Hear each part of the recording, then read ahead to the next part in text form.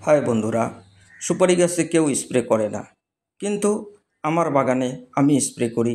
কারণ আমি দেখতে পেয়েছি, বিশেষ করে রাত্রিবেলা প্রচুর পরিমাণে সাদামাছি বা হোয়াইট ফ্লাইর অ্যাটাক হয়। যখন গাছগুলি বাঁধি ফেলে প্রচুর পরিমাণে পুরুষ ফুল ও স্ত্রী ফুল বের হয়।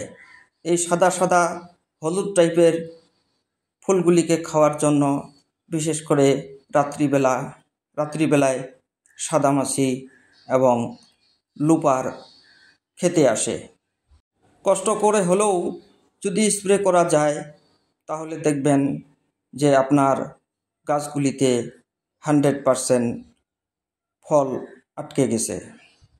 এই স্পিড নজেলটিতে বা বন্দুক নজেলটিতে স্পিড বাড়ানোর কমানোর ব্যবস্থা আছে। অন করার জন্য আঙ্গুলের মাঝখানেই বা পাশেই সুইচ একটি দেওয়া আছে, ফলে কোনো রকম অসুবিধা হবে না। 50 ফিট উপরে স্প্রে করা যায়। যে সুপারি গাছগুলি সবচেয়ে উঁচু, আপনি একটি গোড়ার দিকে মই নেবেন বা বাঁশ দিয়ে একটি লম্বা মই বানিয়ে নেবেন, তারপর মাঝামাঝি মইয়ের উপরে উঠে আপনি অনায়াসে স্প্রে করতে পারবেন। যখন গাছগুলি বাঁধি ফেলবে তখন পোকার প্রকোপের উপর নির্ভর করে আপনারা স্প্রে করবেন। অবশ্যই এতে ভালো ফল পাবেন, কারণ আমি স্প্রে করি, আমি খুবই ভালো ফল পেয়েছি। সঠিকভাবে পরিচর্যা করার ফলেও দেখা যায় যে সুপারি গাছে 6 থেকে 7টি বাঁধি ফেলছে, কিছুদিনের মধ্যে সেগুলি কালো হয়ে নিচের দিকে শুকিয়ে ঝুলে আছে বা পড়ে গেছে।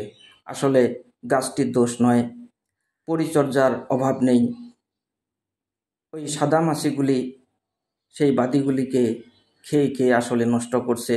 আমরা কিন্তু অনেকেই সেটা বুঝতে পারি না। দেখুন, স্পিড নজেল দিয়ে কি অনায়াসে খুব সহজে স্প্রে করা সম্ভব হচ্ছে। সুপারি গুটিগুলি যখন মাঝামাঝি হয়ে যাবে তখন আর স্প্রে করার কোনো প্রয়োজন হবে না। আমার ভিডিওগুলি ভালো লাগলে লাইক, কমেন্ট এবং সাবস্ক্রাইব অবশ্যই করবেন। পরবর্তী আমি আরও কিছু গুরুত্বপূর্ণ ভিডিও আপনাদের সামনে পেশ করব। ভালো থাকুন, সুস্থ থাকুন।